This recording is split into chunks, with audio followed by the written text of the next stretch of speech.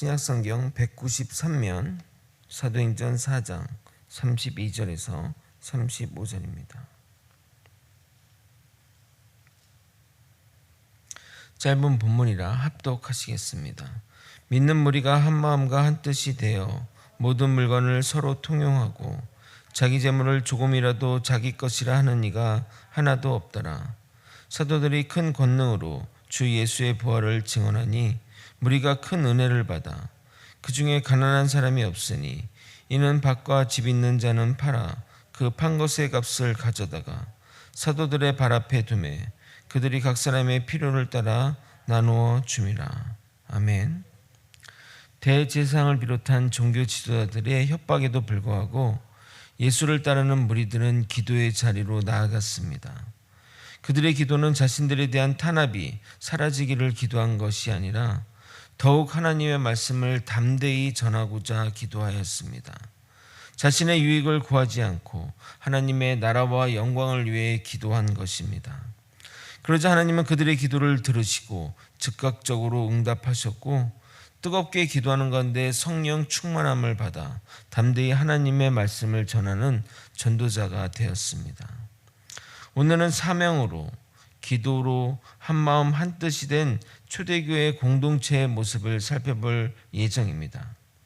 그들이 그렇게 할 수 있었던 배경을 살펴보고 그것의 의미를 우리가 나눠보도록 하겠습니다. 더불어 은혜의 개념을 오늘 한번 정리해 보도록 하겠습니다. 정말 은혜 받은 자의 삶을 우리가 살아가기를 예수님의 이름으로 소망합니다.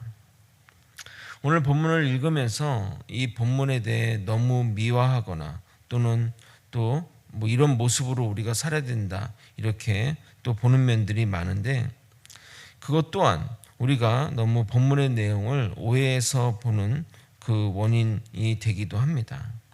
조금은 객관적인 입장에서 객관적인 기준에 의해서 볼 필요가 있습니다.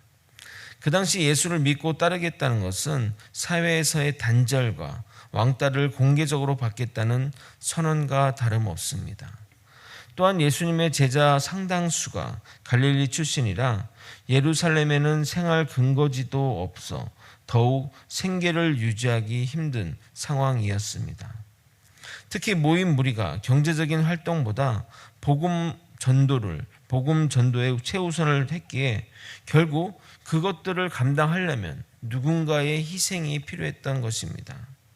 그 희생을 믿는 사람들 중에 예수 그리스도를 믿는 사람 중에 여유로운 사람들이 재산을 내어놓아 감당한 모습이 오늘 읽은 초대교회의 모습인 것입니다.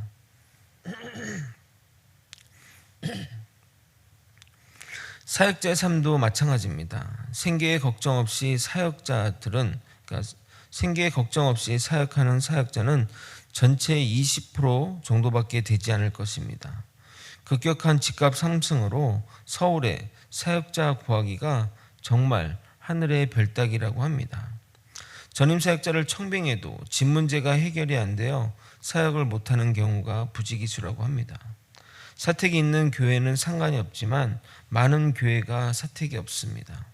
제가 이번에 서울 갔을 때 동기 목사님을 만났는데 그 목사님이 서울도 중심가도 아닌 좀 변두리인데 18평짜리 아파트를 사는데 전세값이 2억 8천이란 말을 듣고 정말 깜짝 놀랐습니다. 교회에서 한 8천 정도를 지원해 줬는데 나머지는 대출을 받아서 대출 이자가 한 달 이자가 80만 원이라고 합니다. 점점 금리가 올라가서 걱정이라는 이야기를 합니다. 결국 생계를 유지하기에 사모나 또는 목회자가 다른 일을 해야 합니다.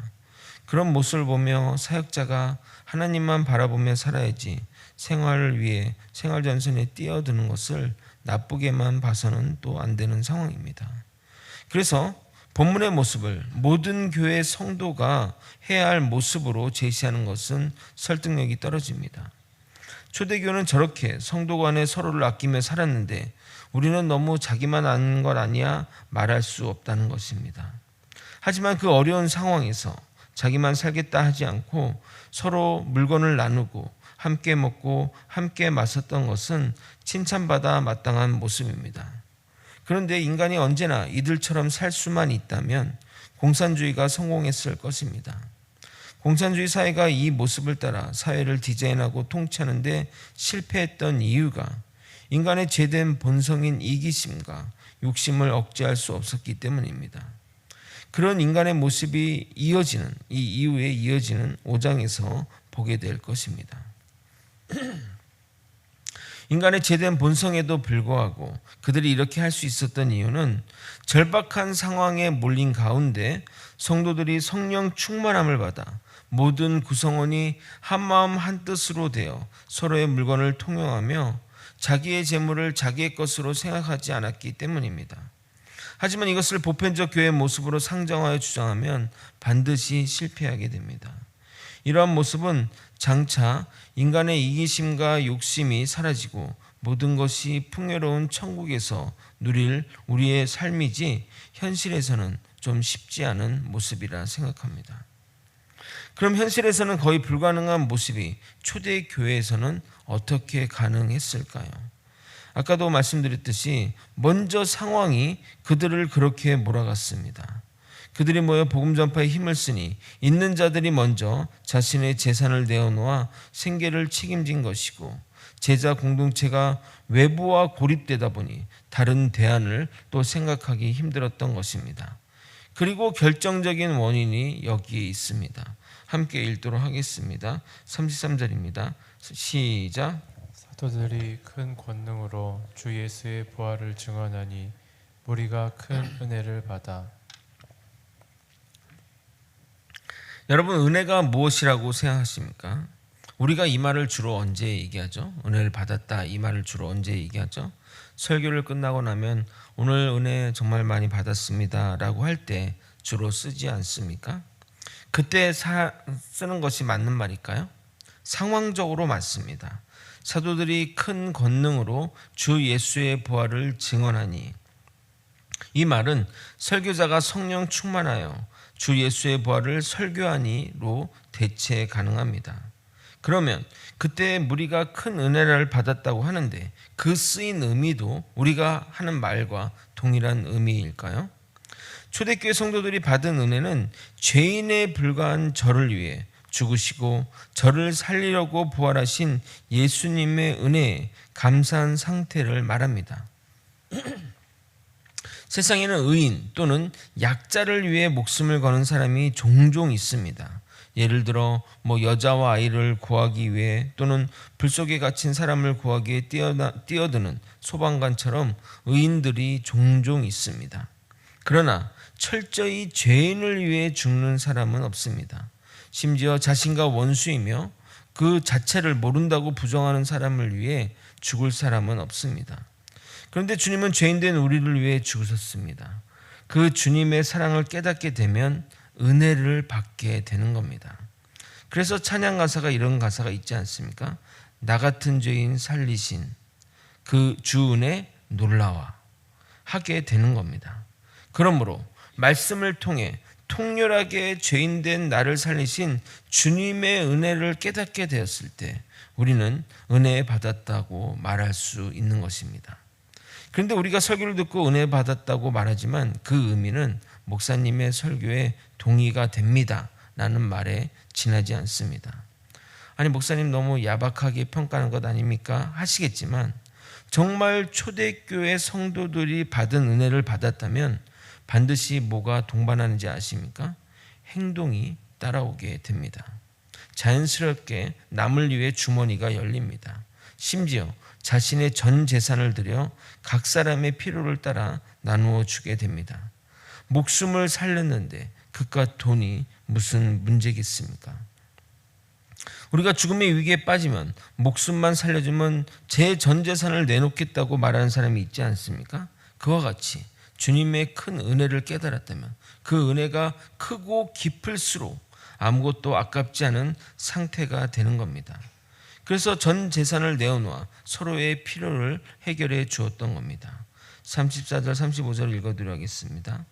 그 중에 가난한 사람이 없으니 이는 밭과 집 있는 자는 팔아 그 판 것의 값을 가져다가 사도들의 발 앞에 두매 그들이 각 사람의 필요를 따라 나누어 줌이라. 그들이 자신의 재산을 내어놓는 마음의 상태가 무엇인 줄 아십니까? 어떤 마음이 되었기에 자신의 재산을 순수하게 내어놓을 수 있을까요? 진정 하나님의 은혜를 받은 자는 자신의 상태를 빚진 상태로 인식하게 됩니다. 사도 바울의 고백입니다. 로마서 1장 14절부터 15절입니다. 헬라인이나 야만이나 지혜 있는 자나 어리석은 자에게 다 내가 빚진 자라. 그러므로 나는 할 수 있는 대로 로마에 있는 너희에게도 복음 전하기를 원하노라. 여러분, 이 본문 잠깐만 놔둬보세요. 본문을 한번 잘 보시기 바랍니다. 내가 받은 것은 누구한테 받았습니까? 하나님께 받았습니다. 근데 그렇다고 한다면, 빚을 졌다면 하나님께 빚을 진 겁니다. 근데 사도 바울은 이렇게 고백합니다. 헬라인이나 야만인이나 지혜자나 어리석은 자에게 내가 빚을 지었다고 고백합니다. 그들에게 사도 바울이 뭘 받았습니까? 뭘 빌렸습니까? 로마에 있는 사람들에게 후원금이라도 받았습니까? 그런데 사도 바울은 그들에게 빚졌다고 고백하는 겁니다. 그러므로 주님의 큰 은혜를 받았다면 반드시 주님이 사랑하는 영혼을 위해 빚진 마음으로 살아가게 된다는 겁니다. 카톨릭의 성인 아시시의 성 프란체스코의 이야기입니다. 그의 말년에, 그의 인생에 대한 얘기는 나중에 얘기하지만 정말 거룩한 인생을 살았는데, 그의 인생 말년에 그를 기념하는 동상을 마을 사람들이 건립하려고 하자 그는 굳고 반대했습니다. 계속해서 그것을 반대하자 그를 따르는 수행자가, 아니 마을 사람들이 당신의 한 일에 감사하며 동상 하나 건립한다고 하는데 왜 반대하십니까? 너무 지나치게 그렇게 겸손해 하시면 사람들이 오히려 오해할 수 있습니다 라고 말하자 성 프란체스코는 이렇게 말했다고 합니다.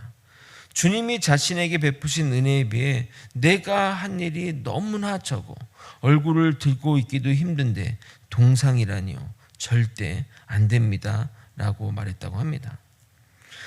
항상 빚진 자의 마음, 그것이 은혜 받은 자의 마음인 것입니다.